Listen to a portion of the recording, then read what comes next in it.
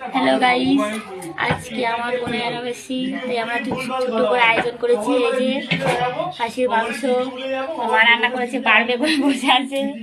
এই যে লুচি, vegetable chop, রুটি চপটাই রে মশলা আছে, সব রেডি, হাতে খাওয়া হয়ে গেছে। সব শেষে দেখাচ্ছি।